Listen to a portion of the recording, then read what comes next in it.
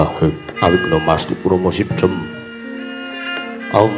awigna mastu promosidhem silat mringwang jagat karana sirang tondo kawisisaning bisana sena sinambung nang ning globes tumaksir stantun lambang Buddha sinandur tutur katula tetula-tulat mrih abdeng marabdya wini sidang upama paraming niskara kanandya dudu wiying jaman purwa manggotu kabusananing gobita tangrungging melambang matumba-tumba parma panggunggung sang Purwanggata sing kebyarep dumadining wayang purwa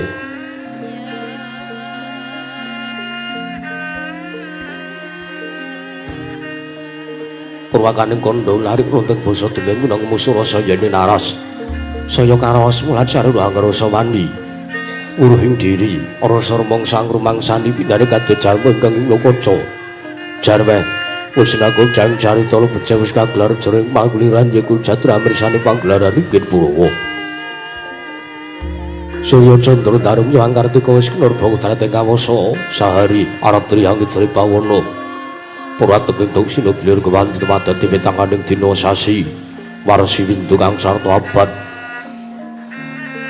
tetulan tangkar tumangkarti sinambuntu japating kerbya dada wadeng kutu-kutu langatungga brono yang bronto dada beranaan tanpa wicalan padang trawangan sinari sambang renah ingkang arsa merbawani jagat munggung jagat wetan tung mungup-mungup munggung ngalengan mukir abang merenganga lamun kaek saya andilat-indilato bumi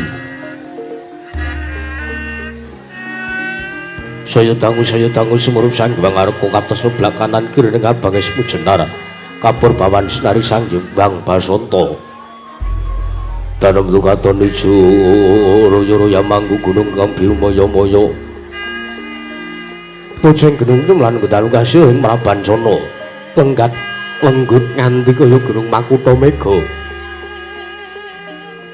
tanpa tawis dangu soleng kawula dase dina warsa ngoyok buka karep Tegal Sawahe kang lur sulur datanana pedha diserambi sendonan sesindenan mikul garulukune anggiring raja kayane sawanana pirembagan Samarwangi Sanggang Argosaya dangu saya inggil wis katon melok sinari jagat dunung ing papan ror kidul wetan kulon sinaring jagat kang sami Rebuyada Rebuteja Rebutukuwung parandir datan wonten ing kamadaning kegunging raja negari ing Astinapura ya negari ing Astina ya negaring Liman Benawi ya negaring Gajahhoya ya sinebat negaring Kuru Janggala apanjare kula pambenganing kandha saraturing mangke krana negaring Astina dumadi saking pulo-pulo bebanjaran sinasapan toya Benawi tinampi ombeng samudra benang langut tengkan pepagut pegating panunggal kapantuk uruting Cakrawala wane-wane cakring pewisik sawane kineping jurang corong kinepung gosirung Bindar sesuing beksilawet yang sarang burung wonten ugi pasisir antar sasana jembar kebenganing pasir gular garis pinggir tanem doang rembuyung royo-royo karang gidri royo-royon klopo bumi subur pasetan mawur sadengati nandur tangkar tumangkar kawriyan dadi burung-burung bebanjengan hangrang sang langit lenggak-lenggok lampahe toya kang mijil saking sendang-sendang awening tirtane iline kang pinara-para praine kang tinampi waduk binendung-bendung kirana hangileni sawah yang pategalaning Narakesma mokal pangling tetani bebasan datanana bumi sacengkenging selo sada dinandra kang prakawi panju badari sanggar pasabinan yayaruk misarek kang pinanggo pratiwi pategalan kumpul jeneng rubuyu godhongane ambe kowe nganti kaya manglung witane polo kependhem polo kesimar polo gumantung sadotan kuciwa cinawi pukulan kang mawe kesarasaning diri ingon raja kaya dewen sansaya ngrembug lamun siang aglaring mangunan lamun wanci surup suri samya bali mring kandhange sowang-sowang tatarana carane kandhang anggun anjing malang labet tepi saking tindak Durjana Sedi samya sayog seka kanthi akluring nusa bangsa tuwin negari ing Astina Wono gungembanging gunung agung ruksana lestari tumurun trah tumrap sada dadi huruk-huruk aning lingkungan langkung-langkung lamun dadi naliti sampun samya samet ing sesanggeman sepentok bisa saking tindak sansaya sinan saya wradawidwananing mumat sinamatan daya dinayat sawijining papan jating jeciban kang miju temah mawujud manunggaling cipta rasa karsa ambabar karya kenging ngrasakaken negari Ngastina nalika sumulagya mancik mring jaman kencana panjang punjung pasir pawukura jinawi gembah aripa kartotata turtora harja dasarnya negara kang gedhe bore padang jagate dhuwur kuku sektor tata kuncarane turta kasisering Pancapraja lah sinenda wau ingkang asta pusareng adil bangsa negari ing Ngastina menangiro den ucapno dasa namane Sang Nata Dasa arane 10 nama wis mestani ananging jejuluk Sang Maha Prabu Duryudana ya Sang Nata Prabu Jakapitana ya Prabu Jayapitana ya Sang Kurawendra ya Sang Gendari Suta ya Dastarastratmaja ya Sang Tripamangsa ya wenang jejuluk Sang Prabu Gandharya Nalendra gagah piteksa turta kasinungan kasekten luwi pepasan pinata mendat jinal mentar trumbak benggung sinuda putung ugi pinter mengolah onclang godho oleh pabaratan Sang Nata pindhane kadya Sang Senopati Sang Nata rasul gandeng madaring Damparsana siniwaka sanjaya para kawula tasih nayaka yang punggawa banyak dalang arta walika sawung galing Mas Kaju kang sarwaratna datan mantra-mantra Sang Nata Prabu Duryudana gawe madaring Damparsana sipating Bathara Yayah Sang Hyang Bathara Kuwira dewaning kasugiyaning Jawanta binayang bayang sang yaning para Hapsara Hapsari kawis tinggal pepandir sagung kang samya semewa pindhane samudra pindhet daratan datatan kanten wiswanipun Sang Hyang Warung tetungguling praja negari ing Ngastina lasinta ing kemareng caket dene mangarsa muhung Rangkanata dalem negari Ngastina nenggih Sang Nindya mantri pangrasa muka pidaleming plasa jenar nenggih Sang Rekanapati Harya Sengguni ya Harya Suman ya Raden Dirgantalpati Prandini Sang Prabu Duryudana mangke animbalan dhateng Wiswanira kadang Pandhawa nenggih satring jadi pati panenggahing Pandhawa ya satring tunggal pawenang kasih Sang Raden Ayu Werkudara ya Raden Bimasena ya Kusuma Yudha ya Kusuma Diloka ya Sang Wayunindya ya Sang Gandawastratmaja datan kantun ugi katon wiswanipun panengah Pandhu satring Madukara Sang Raden Arjuna ya Raden Janaka Prandini manggarsa ngrawakaken dhateng pratanira nujung negari Ngastina nenggih Sang Tapa Begawan Durna Prandini mangke Sang Prabu Baladewa nalendring Mandura katimbalan Wiswanira ndadosaken kagarsaning penggalih mulat sanjaring para kawula ingkang samya ngangsek Wiswanira para petopet pipit para sasat atau pardenggul tatan pasula laben sikat ing para sebeng jaya mritek gendera rontek umbul-umbul kekiterangan danu dahe mondeng mangsa labuh payung megar mendi jamur barat ing mangsa rendeng tumbareng ngrangap satingan mangsa katiga Prandini tunggal tidung sinem padhar pasewakan negari Ngastina nadan guntal tan ngubasalu tatel wampah dadosaken kumangling wijining Panduka Sang Prabu Duryudana nedering kababaring lisan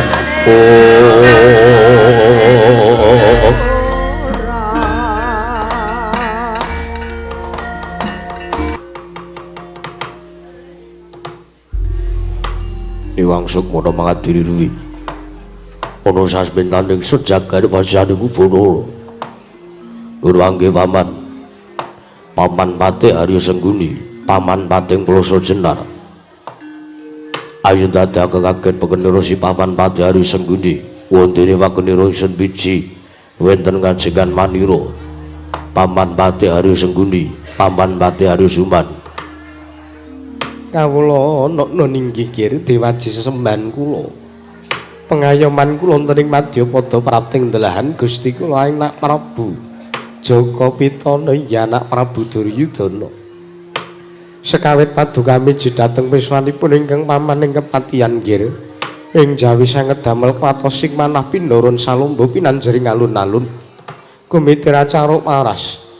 Nanging sareng wonten ngarsa paduka manah kula tebih saking raos kemarasan nggih. Dewaji sembahan kula, pengayoman kula wonten ing Madyapada prapting delahan anak Prabu Jaka Pitana kawula ana non. Paman Madhari sengguniki. Katiparan kungsresun bijina dadi batal wakilingsun. Pranata-tata rakiting kaparajan Marata Dyagi aturna marang panjenenganipun. Samendang aja nganti kekarempin Paman Madhari sengguni. Menapa ingkang sampun paduka dawaken tartentu kula mboten badhe swala menawi paduka dangu dhateng tata rakiting kamarajan negari Ngastina nggih. Tartentu sedaya datan badhe anguciwani awit saking para kawula samya sayekseka kapti akarya luring nusa bangsa tuwi negari ing Gajah Uya. Mandhapipun dumateng para adik prajuritan Sangya Parasata Kurawa ingkang boten kendhat ngenya tansah gegladhen olah kridane ngaprang sawanci-wanci praja paduka katempuh marang muka tartentu boten badhe anggepok kunca paduka anak Prabu ingkang paman ing kepatihan remuk kasawurna putung sumangga kabandhem nggih kawula ana ninggi. Paman Hari sengguninggi teka damel bumbung sartane damel marem manahipun ingkang putra Ngastina. Awit jangkep kang dadi aturira paman boten liwat pakaran ingkang utama tindakna selawase urip Paman Madhari sengguni.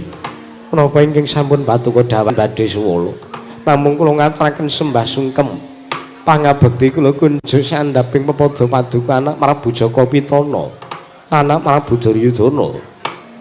Paman Hari kula tampi kendelo sami-sami mboten langkung kaprayogan lenggah singandika Paman Hari. Menapa ingkang sampun paduka dawuhaken lenggah kula kados dene kirang sampun boten kirang sekeca nggih anak Prabu kawula ana ninggi. Nun mangke pupuh nemban Dewa Buddha nggih sampun sekeca lenggah wonten datulih praja negari Ngastina kula aturi langgeng marayogaken pilenggahipun pupuh nemban Dewa Buddha pupuh nemban ngawu langit. Niwang Agung muga ngayomi marang paraja negara Ngastina saisine ya nggih. Anak Prabu Jaka Pitana iya. Anak Prabu Duryudana. Ora liwat nggonmu marayogake kelawan sowan sartane lenggahipun bapa ing ngawu langit. Ya pun bapa Dewa Buddha. Ora liwat mus prayoga banget anarimaku nggih. Ora liwat aku ngaturke salam taklima ngatur. Pupuh nemban iki samangke damel bumbung sartanipun damel marem tiasing ingkang putra Ngastina pun Duryudana. Pupuh nemban iya. Marata Dyagi satatakna sangyaning para wadyabala sartane para kawuling kang padha gantung seba pun bapa mung kari nderek nggih anak Prabu Jaka Pitana. Nun mangke pupuh nemban Durna, pupuh nemban Sokalima, pupuh nemban Kumbayana. Anggenipun paduka kula biji rawuh lenggah wonten ing datulih praja negari Ngastina. Ingkang putra pun Jaka Pitana ngaturaken pambagya raja mugya kunjuk wonten ngarsa paduka pupuh nemban Kumbayana, pupuh nemban Sokalima. Lole kentas waru gembal manyar-manyar.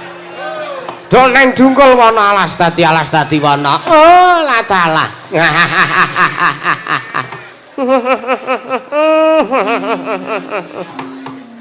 Inggih, Ger. Anak Prabu Duryudana kasinggihan. Samangke amiji dhateng wiswanipun ingkang bapa ing Sokalima. Ingkang bapa pun Kumbayana sowan kula nampi pambagya raja saking paduka anak Prabu Duryudana.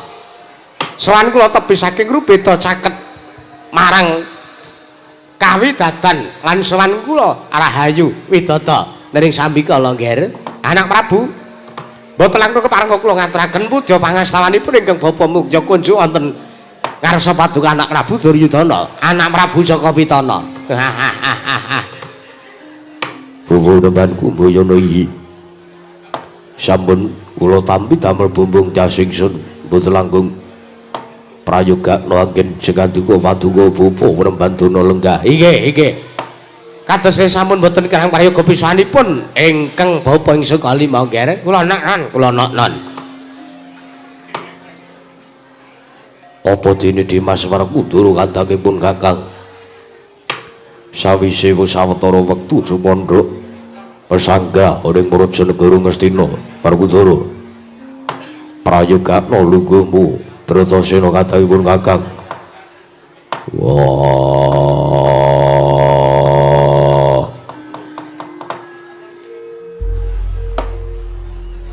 Duryudana kakangku ya nggonmu mbageke sartane prayogake kelawan nunggue Werkudara sawanku kaya dene wis ora kurang prayoga nggonku ngadhem ngursani Duryudana kakangku Werkudara ya ya mbok sadurunge aku katurke basaku katura Werkudara ya siya diatur bekti ngursanipun kakang ora pangestunipun kakang Tampanana tak gegem dadiake jimat dayani marang uripe Werkudara. Apa dene Dimas Arjuna padha kanthi prayogana lungguh siadi nggon wis mesanggra ning Prajanegara Ngastina. Arjuna wonten maring adhawuh paduka Kanjeng Koko Prabu Jakapitana amiji dhateng wiswanipun ingkang rayipun Arjuna. Lenggah kula sampun boten kirang prayogi Koko Prabu. Nurangge Koko Prabu Baladewa Koko Prabu Mandura samanggaken kula miji dhateng rawuh paduka Kanjeng Koko Prabu Baladewa kenya sampun rawuh ten datule Prajanegari Ngastina ingkang rayipun Jakapitana ngaturaken kasugengan miwah pambagyararja sartanipun asung pasegan Monokrami Mugya kunjuk wonten ngarsa paduka Kanjeng Koko Prabu Baladewa Koko Prabu Balarama. Ya jagat pangestu Wayahu Bathara jagat Patih Indra Jala Dewaku. Yayi Prabu Kasinggihan Yayi. Prabu inggih sampun paduka dawaken pangandikanipun Yayi Prabu Duryudana sampun tinampi dhateng ingkang Raka ing Pandura. Estu damel bumbung tasing manahipun ingkang Raka ing Pandura wonten sak mangke suwan kula kapiji kanthi prayoga sarta kanthi kawontenan ingkang nengsemaken saha bukahaken manah. Boten langkung aseng pasegan Monokrami sampun kula tampi ingkang Raka kendela sami-sami kula ngaturaken salam taklim kula mugi kunjuk wonten ngarsa paduka Yayi Prabu Duryudana Yayi Prabu Jakapitana Koko Prabu iki sampun kula tampi akarya bumbung jas manahipun ingkang rayipun Duryudana boten langkung kaprayogan lenggah paduka Kanjeng Koko Prabu Baladewa Yayi Prabu sampun kados boten kirang prayogi biswanipun ingkang Raka ing Mandura Yayi Prabu Jakapitana.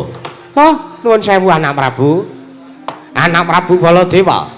Ngenipun rawuh wonten Prajanegari Ngastina ingkang paman Sukalima ngaturaken kasugengan.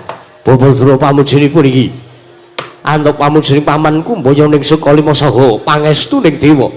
Sowan kula tebih saking rubeda caket mring karahayon.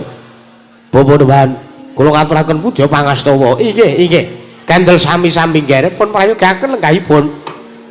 Sampun boten kirang prayogi pisan kula Bapak-bapak. Baladewa kakangku. Bule kakangku Werkudara katurake basaku katura. Kadangipun Kakang Dimas Werkudara ya. Sia diatur bekti kelan pun Kakang ana ngersaripun Kakang ora pangestripun Kakang Tampanana Werkudara. Yo tak gegem dadake jimat ora liwat prayogana nggon wulunggu. Werkudara kuwi wis ora kurang kepenak Dimas. Koko Prabu ngaturaken kasugengan sakrawipun Arjuna ya. Prayoga sawanipun Kakang Raharja sawanku. Kula ngaturaken sembah sungkem pangabekti kula kunjuk. Ya Janaka tak tampa. Olahan pangestuipun Kakang ing Mandura wae Tampanana sampun sanget anggen kawula pundi Werkudara Baladewa kakangku apa ora mengko dhisik wektu sakmengko iki ya wektu iki pun kakang nampa timbalan nampa nawala saka ngersane Yayi Prabu Jaka Witara surasane nawala pun kakang kinen sowan ngersane para Sata Kurawa ya kinen sowan ana ing Datula ya Praja Negara Ngastina sakmengko ingkang nedheng anake Pasewakan Agung yo gawe kaget setanipun kakang ing antarane si Adi kuwi berangane Pandhawa si Adi Panenggak sartane si Adi Panenggak lakot komapan unik Praja Negara Ngastina Werkudara wah yo Baladewa kakangku pangertiya anane Werkudara sartane Arjuna sowan ana ngersane Duryudana kakangku mergo aku uga nampa ya kuwi nawala ingkang surasane padha kaya ingkang wis mbok ngendikake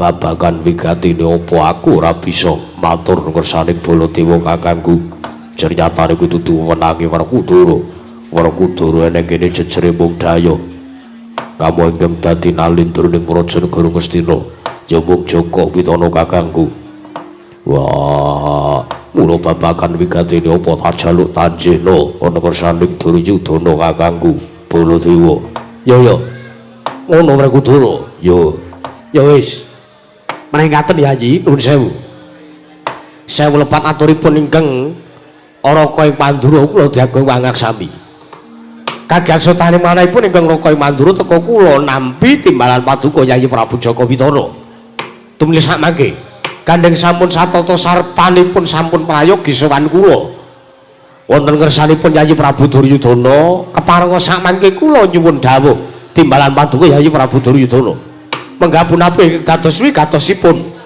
menggah punapa ingkang dados daruranipun ingkang Raka katimbalan sawan wonten ngarsa paduka Yayi Prabu Duryudana Yayi Prabu Jaka Witana durwangi Koko Prabu sewu kalepatan kula diagem mangaksami Yayi Prabu kasihan sewu lepat kula nyuwun lumeberik sesamudra mangaksami wonten sapangge kula wantun ngrawuhaken saha ngaturi rawuh padukan Koko Prabu Baladewa sayekti anggen kula ngawontenaken pasewakan saha kula nimbali dhateng wiswanipun kadang kula panenggah sarta kadang kula panenggah menika mung dipun sababaken awit negari Ngastina sapangke wonten pandhita enggal katon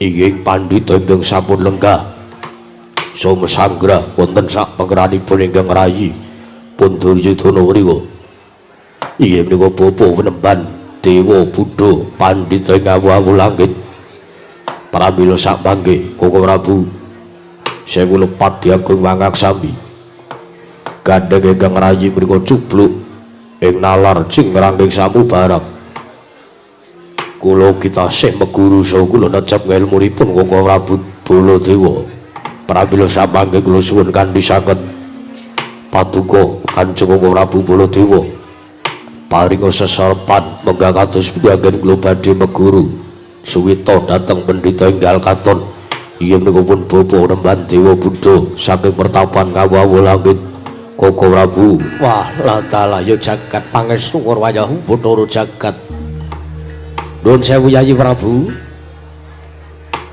sepisan ingkang Raka ing Mandura midhanget sabda tapa paduka Yayi Prabu Jaka Witana paring dawuh bilih wonten pandhita anyar katon ingkang sakmangke sampun sumandha lan mesanggra wonten Praja Negari Ngastina Yayi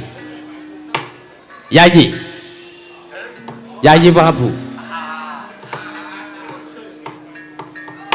ingkang sepisan ingkang Raka ing Mandura nderek mangayu bagya sartanipun ingkang Raka nderek bingah teka sakmangke Yayi Prabu Duryudana nampi pasuwitan so nampi rawuhipun pandhita enggal katon inggih menika pun begawan sinten Bapa Penemban Dewa Buddha inggih menika begawan Dewa Buddha saking pertapan ngawu-awu langit ingkang Raka mathuk Yayi ingkang Raka mathuk criyatanipun danging gesang wonten ing alam padang menika dipun wenangaken kinarya budidaya mrisak mangke saged lir budi saha ngasah kadiwasan srana anggenipun badhe kula budi sarta ngasah kadiwasan mriku inggih kanthi lantaran meguru gegulang ilmu marang sinten kemawon dateng sinten kemawon menika kedadipun conto sartanipun kedadipun tulodo menawi inggih dados pakartinipun nanging wis semanten Yayi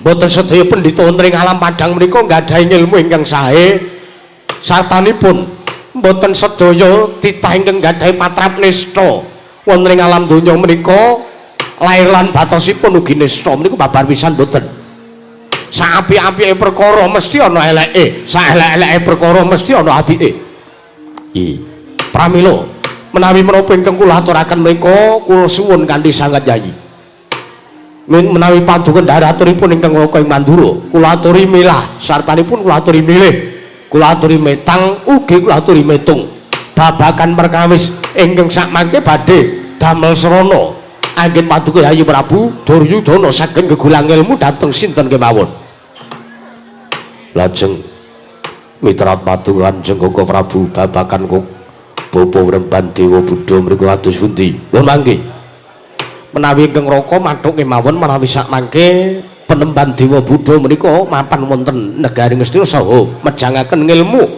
dhateng Sangya Parasata Kurawa nanging kula menika namung nyuwun dhateng paduka Yayi Prabu Duryudana supados milah lan milih menika sababipun menapa criyatanipun tiyang meguru tiyang gegulang ilmu menika namung nuhoni dhateng paugeraning tembung utawi paugeraning tetembangan lamun suwang guru kaki amilya menungsa kang nyata ingkang becik martabate kang sarta kawruh mring hukum kang ibadah lan ngurangi syukur oleh wong tapa ingkang wis amungkul tan mikir marang pawehing liyan iku pantes gurana kaki sartane kawruhana mriku tiyang meguru menika paugeranipun namung mriku ingkang kedadipun cepeng satanipun kedadipun gegem namung maugeran sarta inggih menika artosipun saking tetembangan menika kula wau Yayi. Lajeng malih kula badhe nyuwun dawuh saha kula badhe nyuwun pirsa dhateng paduka Yayi Prabu Duryudana.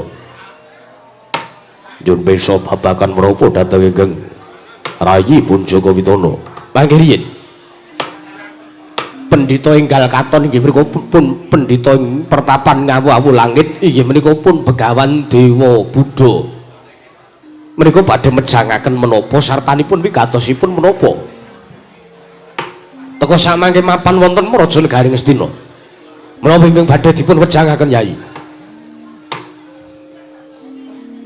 samangke mitra dawuhipun Bapa Nemban Dewa Buddha kados pundi Bapa Wremban Dewa Buddha panjenenganipun bakal mejang ngilmu kasampurnan kawrusakan paraning dumadi sastra cetha panggrawating diyu dhateng Sangya Parasata Kurawa ugi dhateng Sangya Para Pandhawa nanging sakmangke wonten syarat serananipun mangke riyin priyapun penemban Dewa Buddha badhe wejangaken ngilmu kasampurnan dhateng para Pandhawa miwah Parasata Kurawa nanging wonten syaratipun syaratipun menapa Yayi sarananipun inggih mriku Bapa Nemban Dewa Buddha kersa sartanipun badhe sembulur nggihipun mejangaken ilmu kasampurnan menawi kelampah murungaken perang ageng Bratayuda sartanipun wontenipun Pandhawa inggih menika Werkudara kaliyan Arjuna dipun timbali sowan mriki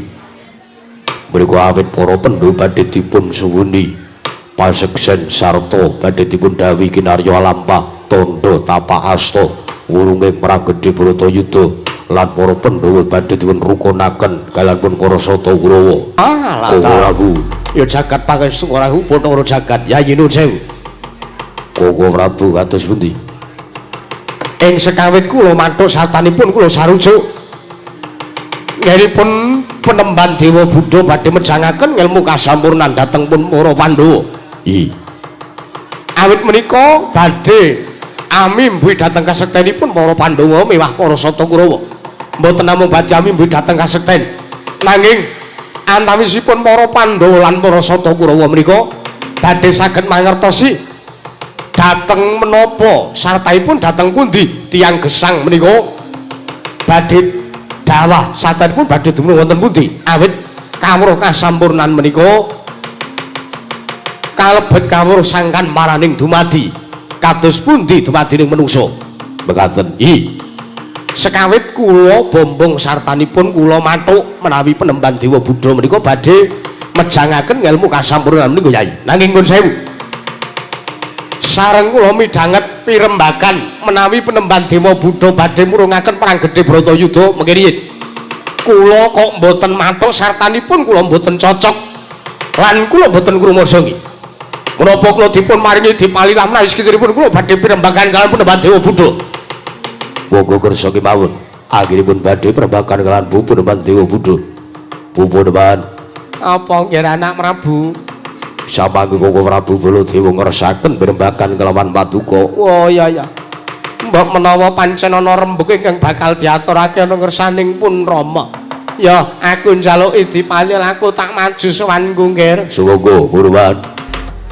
Oh alah. Ya caket Dewa Bathara Hong Mastu Rama sidam saring bawana langgeng.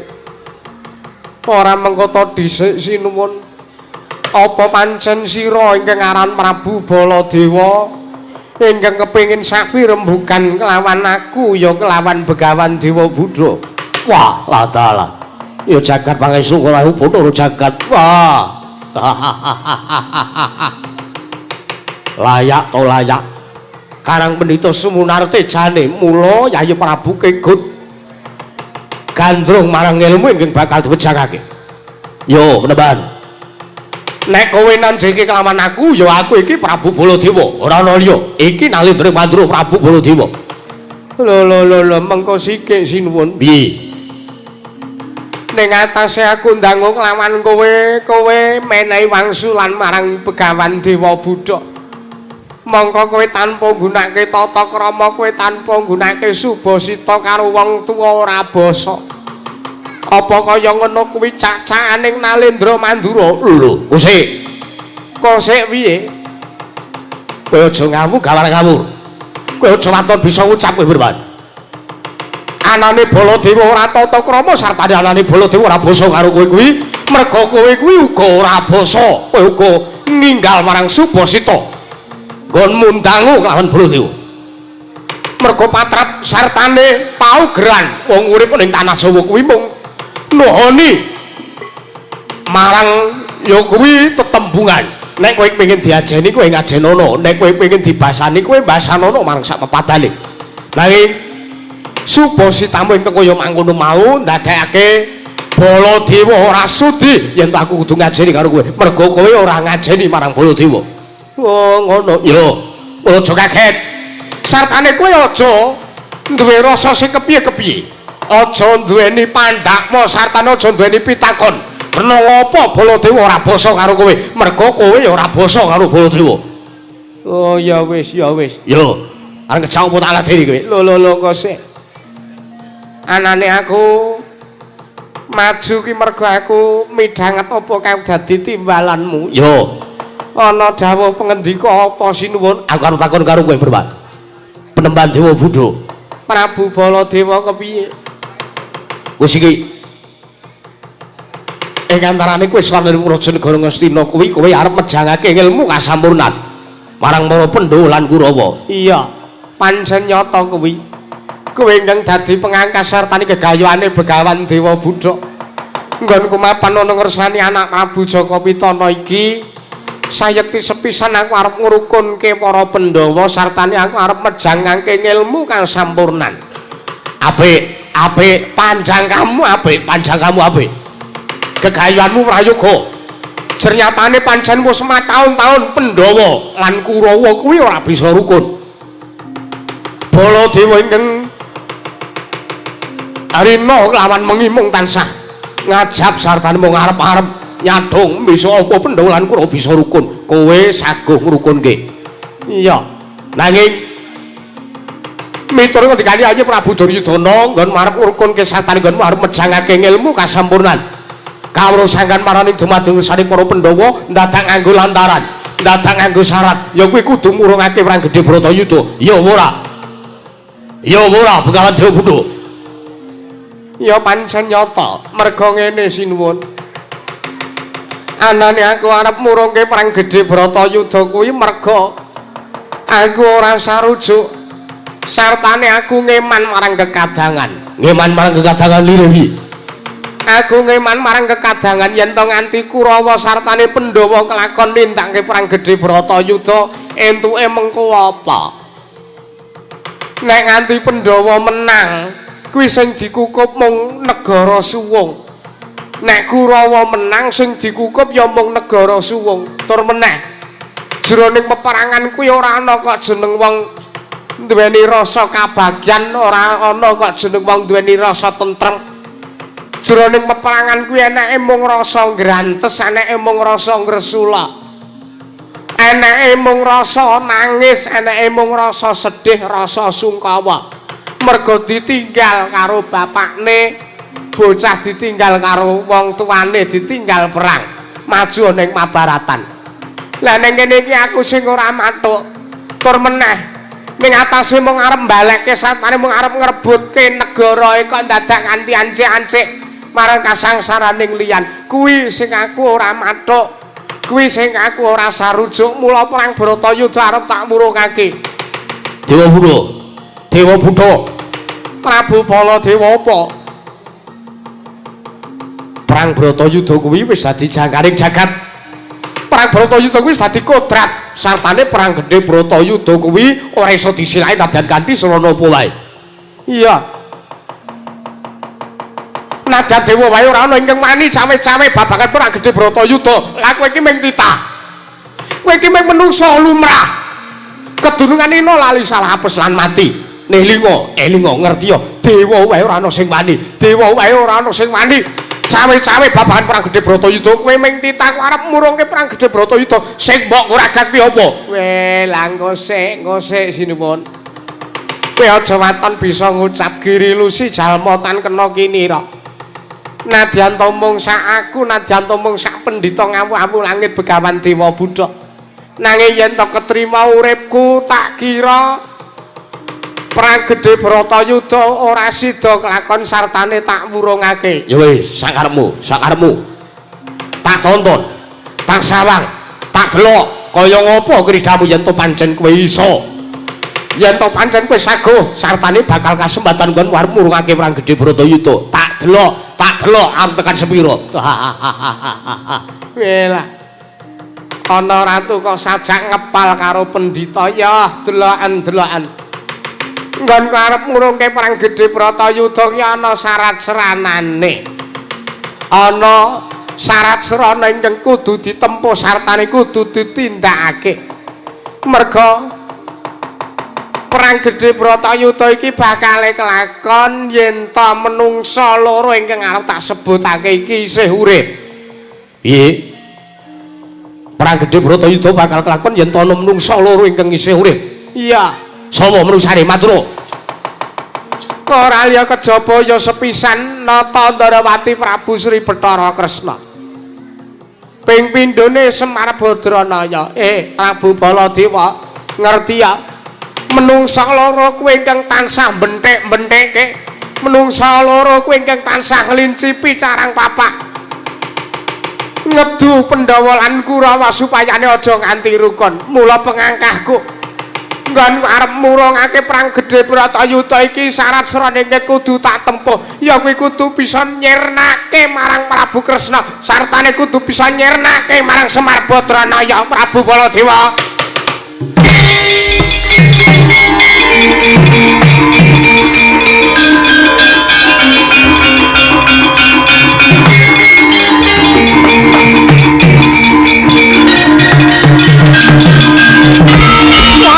Panus maring jajalanan sekretane bauna iblis lanat. Menungsa ora tatanan. Des malah ning gelak-gelak bumi panus maring jajalanan. Dewa Buddha. Kowe kok lakon kok dadi ngucap rasaning Nalendra Ndrawati Prabu Kresna. Apa kowe ora ngerti? Yen to sing lunggane ngarepanmu iki kadange Werdayayi Prabu Ndrawati. Menungsa ora tatanan. Sekawit kowe arep murungake perang gedhe Bratayuda ora apa-apa wurono nek pancen kowe iso. Ning kowe wis ngucap rasane marang adikku Ndrawati. Dewa Buddha, Tak kira ora bakal langgengmu mapan ing Prajanegara Ngastina. Perkara iki tak kandhake Gresani ayo Prabu Kresna.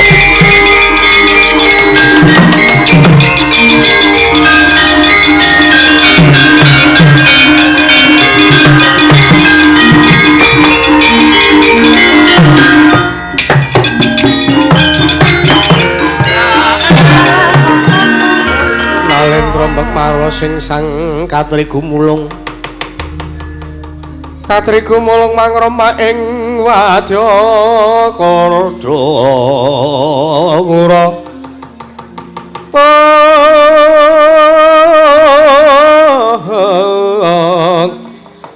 Kardakura rek kiri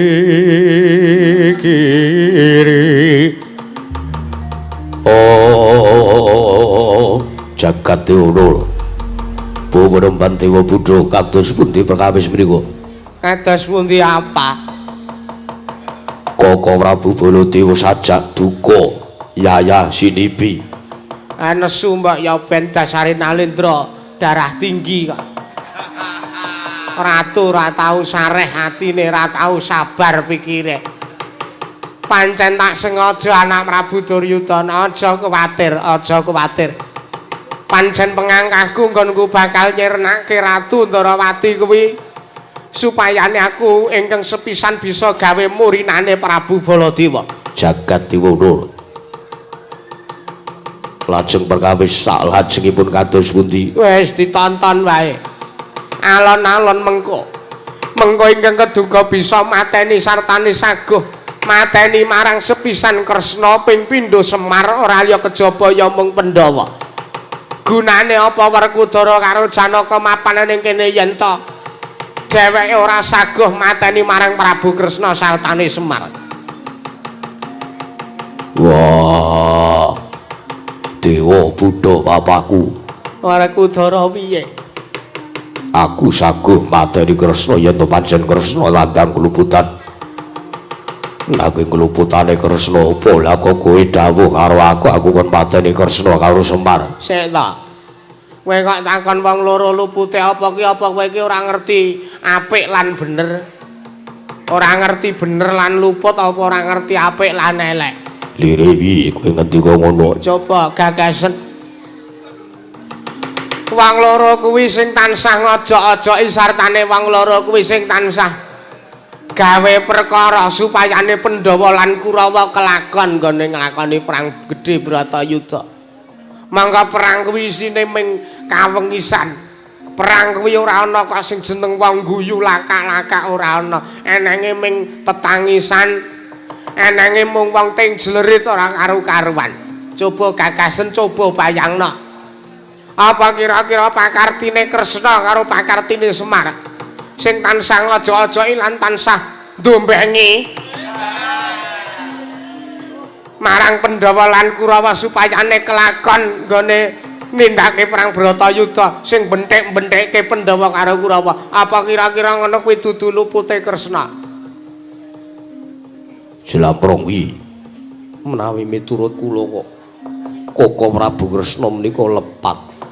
Lupute punapa? Lah menika wau ingkang dipun ngendikaken dening Bapa Nemban Dewa Buddha Koko Prabu lan Kakang Semar menika benthik-benthike Pandhawa lan Kurawa supados kelampah nggiripun badhe nindaken perang Bratayuda. Nggih napa mboten? Wah, edan. Ya wis. Yen ngono aku saguh mateni Kresna lungguh sing prayoga. Mengko bubareng pasewakan aku tak budal ning Durawati lan kula badhe bidal dhateng Karang Kadempel mejahi dhateng Kakang Semar. Lah ngono apik kok ndadak do semaya senengane ora. Ya jagat Pangestu Paman Daryo. Kula wonten timbalan nggih. Kados pundi perkawis menika anggen kula badhe gagapi. Nuwun sewu liripun kados pundi paduka paring dawuh mekaten. Sapangripun Koko Prabu Baladewa mriku kula nampi biswanipun Ponokawan Petruk kalian Bagong.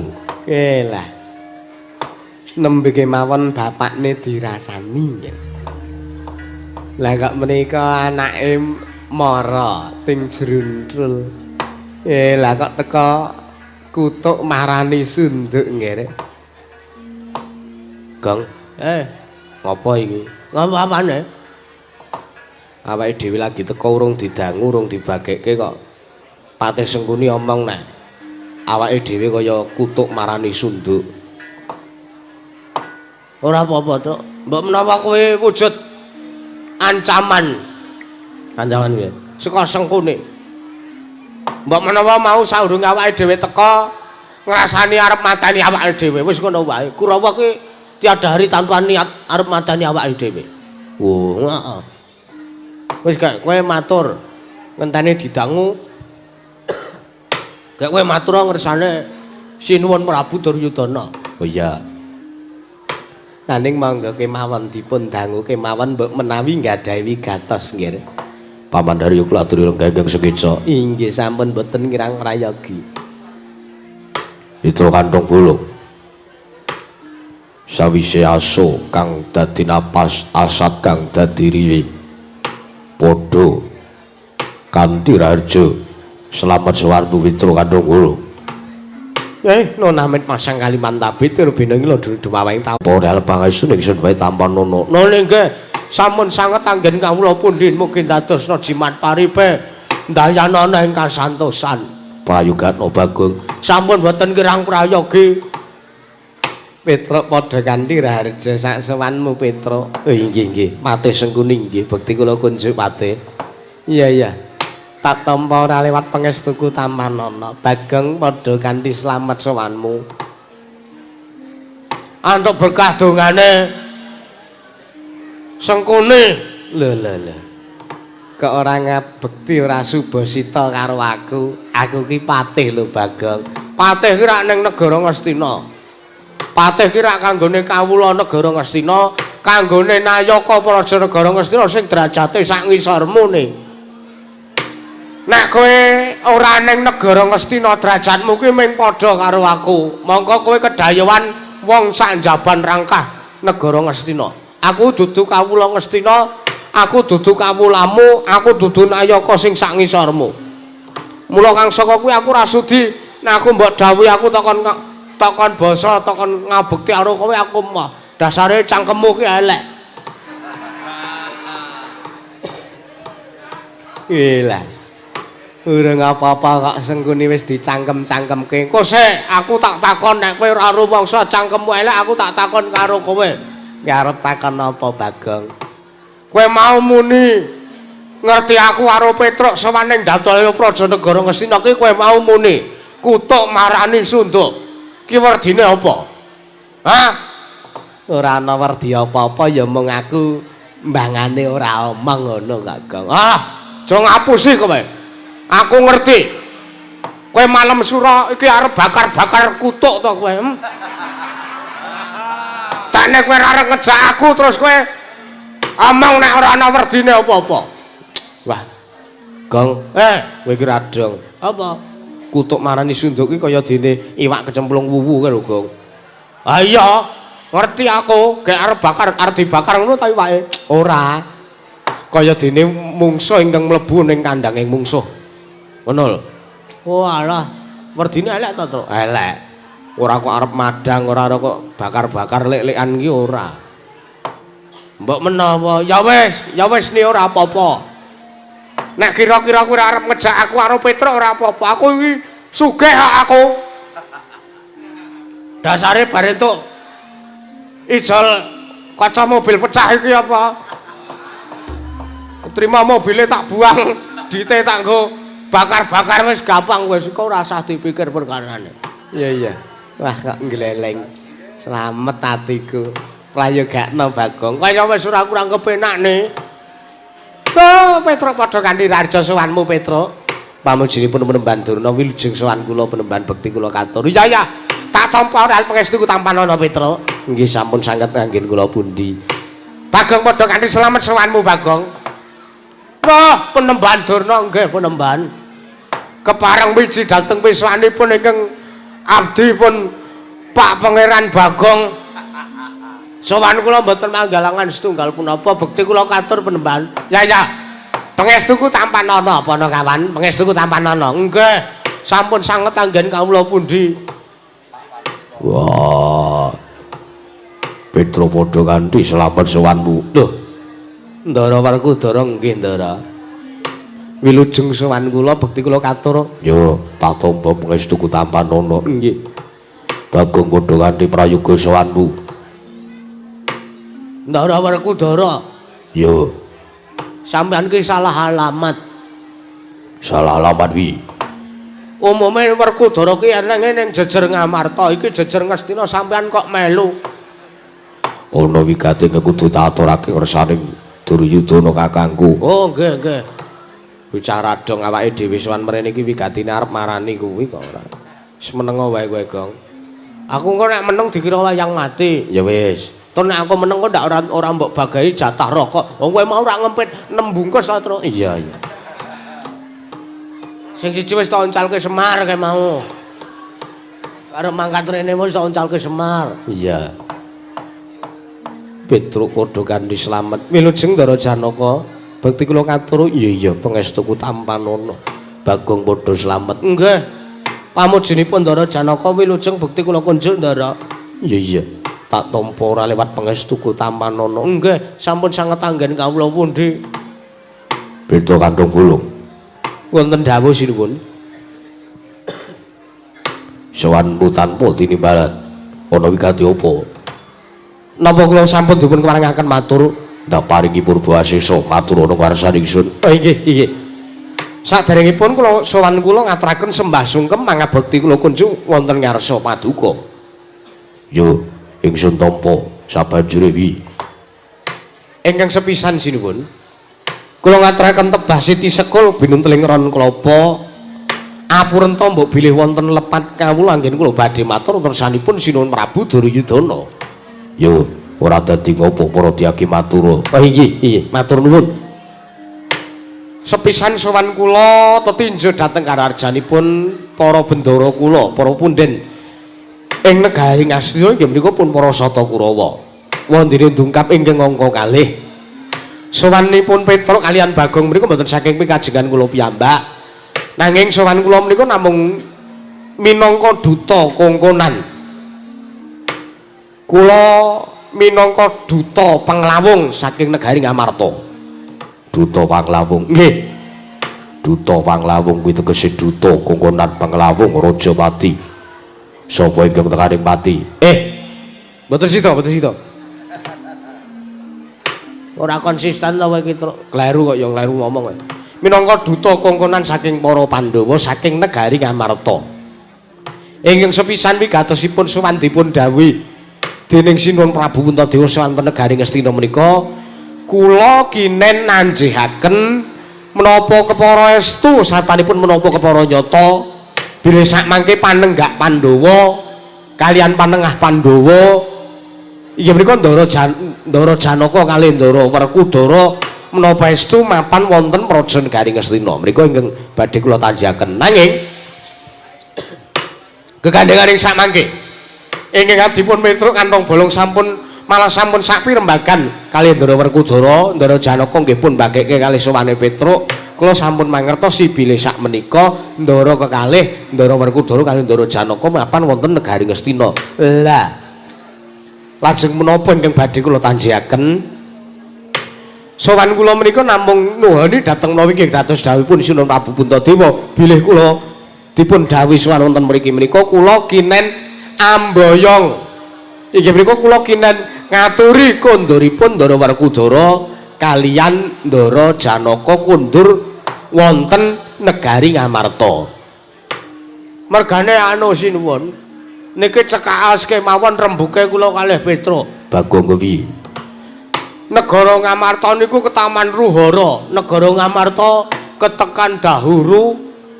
Merga negara Ngamarta koncatan marang inggih menika cagak tuwak bebeteng tinanggulange praja negari Ngamarta inggih menika Ndara Werkudara kalih Ndara Janaka.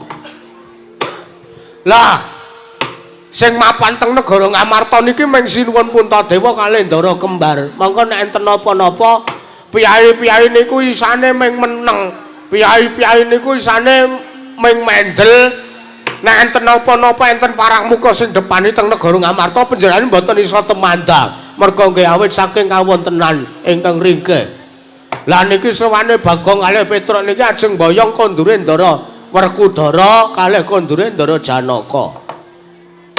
Menawi kula dipun maringaken menawi Ndara Werkudara dipun maringaken dhateng dipun Petruk kanthung bolo badhe kula boyong wangsul wonten negari Ngamarta kula ngaturaken panuwun ingkang tanpa pindan. Nek kudune nggih sampean masrahke, kudune sampean nggih maringke. Wong nuwun sewu. Sing dadi Pandhawa niku Ndara Werkudara kok dudu Sinuwun Prabu Duryudana kok. Sing dadi pirangane Pandhawa niku Ndara Werkudara. Dadi Ndara Werkudara menika dados kadang tarunanipun Sinuwun Prabu Puntadewa. Nek kakange ngersake adine kon kondur nggih adine paripaksa kondur.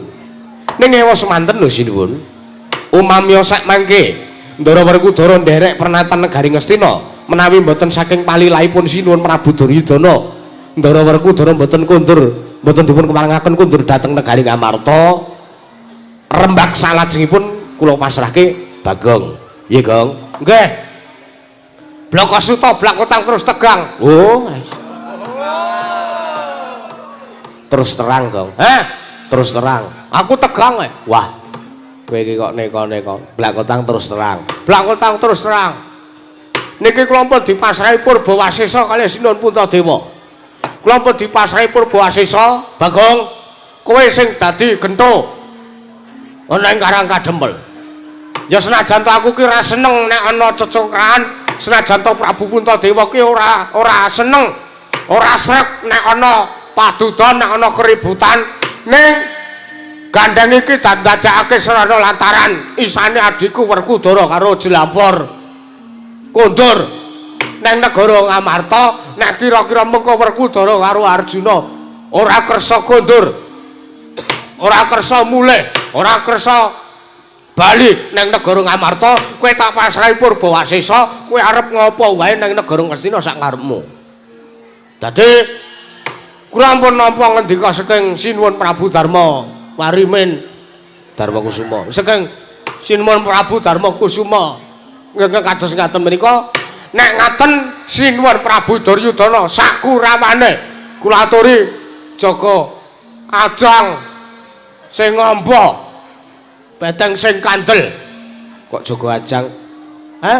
Jaga ajang, jaga jagang ora jaga ajang. Nek ajang ki nek wong arep madang. Oh ya, aku ya arep madang sik kaya. Oh, wong kok wetenge semego wae ora. Jaga jagang sing jero beteng sing kandel. Ya jagat pangesungkara. Petruk, Wonten dawuh Sinuwun.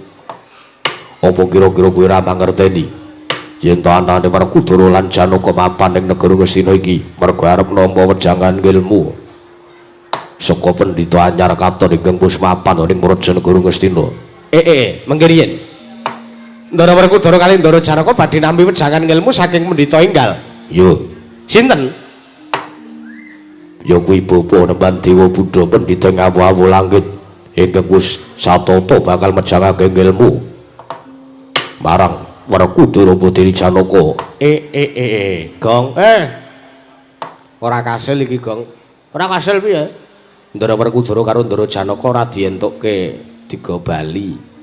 Minggir kene tak saduke ratune kene. Wis sabar. Aja terus arep kerengan ngono kuwi, aja terus rono kasar ora. Sebabe apa terus? Sebabe apa? Genahke. Kok Ndara Werkudara karo Ndara Janaka ora entuk tiga bali iki? Eneng pendhita anyar katon peparape Begawan Dewa Buddha arep mejangke ilmu karo Ndara Werkudara karo Ndara Janaka. Nek urung disida diwejangke ilmu Ndara Janaka karo Ndara Werkudara urung entuk go bali. Sapa pendhitane? Dewa Buddha. Sing lunggone ngarepe Durna kuwi kayake. Oh lah iya. Pendhita kok ngentutan. Mau aku lunggone burine kok ming anggere anget kok ming pendhita apa? Pendhita ora dewi bawa blas. Ayo mbok menawa ora. Lho nuwun sewu. Ning niki kula niki nampi dawuh saking Sinuwun Puntadewa niku. Nek umpama kira-kira niki kula pirembangan kalih Begawan Dewa Buddha kados pundi?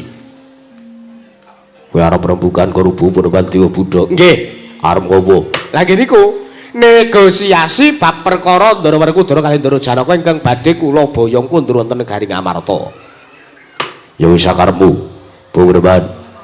Ana dawuhmu apa, Nggih? Samangke Petruk kantong belum badhe pirembagan kelawan Jagandika Paduka.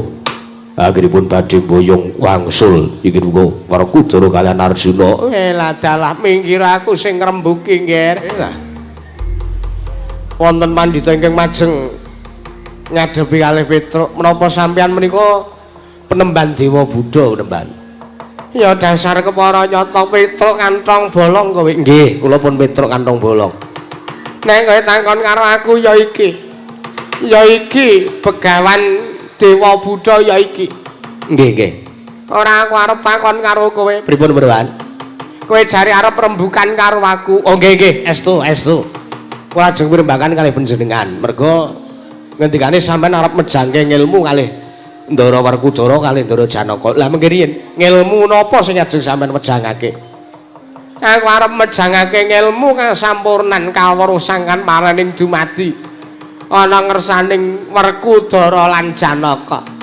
Nanging ngerti ya, anggone Werkudara Janaka ora tak keparengake lunga saka negara Ngastina iki merga dheweke tak jaluki paseksen. Lho. Dipun suni paseksen? Iya. Napa najeng pemilu? Wah kowe iki kok tak jaluki paseksen kinarya wurunging perang gedhe Bratayuda. Sartane mengko Werkudara lan Janaka tak dawuhi supayane tandha tapak asta. Perang gedhe Bratayuda diwurungake sartane Pandhawa lan Kurawa kelakon rukun Petruk. Oh. Mengkirian menewa. Sik. Kula kok ora mathuk karo sampeyan. Ora mathuk piye? Sepisan kula niki pun ganjel rasane atine Petruk. Ganjel sebabe sampeyan menika pendhita mongko arep mejangke ilmu kasampurnan. Nuwun sewu. Sampeyan pirsa mboten kalih lakone Ndara Werkudara ingkang wis kawuri. Sampeyan pirsa napa mboten tau tate midhanget kondange napa mboten? Perkara lakone Ndara Werkudara ingkang nalika ngupadi wujuding banyu suci Perwitasari menika ngupadi ilmu kasampurnan nalikanipun pinanggih kalian Sang Dewa Ruci. Ya aku ngerti lho. Teges Ndara Werkudara menika janjane mboten butuh diwejang ilmu kalih sampeyan. Mboten butuh wejangan ilmu kasampurna saking sampeyan merga Ndara Werkudara niki pun pirsa malah panjenengane pikantuk langsung saking dewane. Nanging anane aku arep ngurungke perang gedhe Bratayuda kuwi yakin Aryos srana rukuning Pandhawa lan Kurawa. Banjur nggonku arep murungke perang gedhe Bratayuda iki kudu ana srana ingkang ditempuh. Ya kuwi para Sata Kurawa lan Pandhawa kudu bisa nyingkirke sepisan nang Ratu Ndarawati. Nata Dwaraka Prabu Sri Bathara Kresna ping pindhone kudu nyirnake sing jeneng Semar Badranaya Petruk. Mikir ora?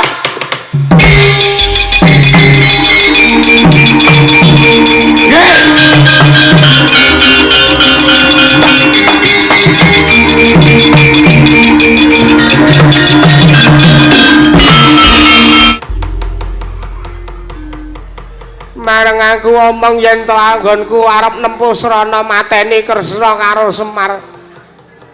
Iki ana menungsa praupane kaya babi nyeruduk kowe kuwi. Rumangsane apa parat? Strayali binentang laut. Hantu laut kowe. Ora engko sik kowe sapa? Kowe iki sapa? Ana menungsa kok wujudane kaya kowe. Isa wae, Mbah. Ah, kok sik. Sadurunge nek kowe takon karo aku iki anake Semar. Iki anake Semar. Kok sik, Mbah? Aku krungu rembugmu kowe kandha nek kowe arep mateni karo Semar kok marai runtik atine Bagong. Hah?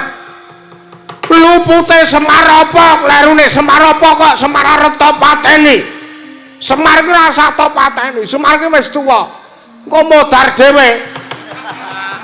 Kowe iki padha wae ora jare arep mbelani bapak. Mbelani kok. Rumangsane apa? Sinuwun Kresna ki lupute apa? Hah? Sinuwun Kresna ki kenal karo kowe ora, bapak ki tepung karo kowe ya ora. Kowe ki dudu sapa-sapane Sinuwun Kresna, kowe dudu sapa-sapane bapak. Ora lah kowe iki arep ngopo? Arep nesu. Aku wis mecicil ngene iki wis nesu aku. Rumangsane apa? Strayale binatang kowe. Pendhita ora, pendhita kok mulang sarak kowe. Pendhita kuwi kudune ngene ya, Mbah. Pendhita ki ngajarke kerukunan. Nek pancen kok arep mejangake ilmu kasampurnan ngersani ndara-ndaraku, ndara-ndaraku, ndara-ndara Janaka, ora masalah, ora apa-apa. Oke, this is fine. No problem. Ning apa ya pantes, apa ya sak mestine sartane apa pantes diarani pendhita. Nek pendhita kok ngajarke tumindak nista. Tumindak nista ku sing ngendi? Wah, lah iki kaya ora sadar tenan iki truk ora iso mbedake pendhita utawa ora iso mbedake perkara apik karo kleru iki. Sebabe, iki kaya ngene kok diarani pendhita, kaya ngene kok disuwitane ra. Kok sik to? Apa ana jamak lumrahe wong arep ngejangake ilmu kudu mateni karo wong liya. Lho, ngene ya Bagong. Wong arep nggayuh kanugrahan kuwi kudu ana korban ingkang ditempuh. Kok sik? Cen aku ngerti kudu ana korban sing kudu dikorbanake nek arep nggayuh kanugrahan. Mergo aku ya tau nglakoni. Ngono. Aku ki arep utang BPKB ya kudu tak sekolahke sithik. Wah, sing tok nggogaran kok utang kowe kok. Ha witekno, nek arep entuk dit ya kudu ana jaminane sithik kok ora. Ning ngene, lupute Sinuwun Kresna karo kowe iki apa? Lupute bapak karo kowe iki apa kok kowe arep mateni bapakku Semar karo mateni Sinuwun Kresna? Aku ora trima. Kowe ora ngerti apa piye? Nek iki anake Semar. Lelanange jagat lancure bawana kuwi aku iki. Petruk minggiro tak sepake ndase. Mboten sida. Santai mawon. Terus ki arep ngopo? Aku ora trima. Ayo. Ijen da ijen lenang da lenang penemban. Aku ora trima mergo aku krungu aturmu sing kowe jare arep mateni karo bapak. Ora sah kowe mateni bapak. Kowe ketemu karo anake Bapak Semar, urung karuan kowe iso ngundurke karo anake Semar. Yen ngono kowe ora nrimake anane Begawan Dewa Buddha. Ya Begawan Dewanta kok arep mateni karo Semar. Ora trima. Ayo. Dudu nang kene papane neter kadekdayan. Tak gelandang metu njaba kelakon mati dening aku ya. Rumangsane apa kowe? Sadurunge ketemu karo Semar kowe kudu ketemu karo anak-anake Semar. Sadurunge kowe nglangkahi kuandane Semar, kowe kudu nglangkahi kuandane Petruk Kandang Bolong. Hop. Sik, Gong. Apa? Sadurunge nglangkahi kuandane Semar kok nglangkahi kuandane Petruk. Aku gelem ora dilangkahi. Ayo moh, aku ya moh kok. Gareng kowe apa piye? Kae sing uripe ora guna kae. Mesake ya oleh ora. Ngono-ngono nek gareng ora mangkat ora enek sing ngendari kowe. Ayo. Dudu nang kene papane wong neter kadekdayan. Lagi landang metu njaba mati dening aku. Kowe sesek mati menapa?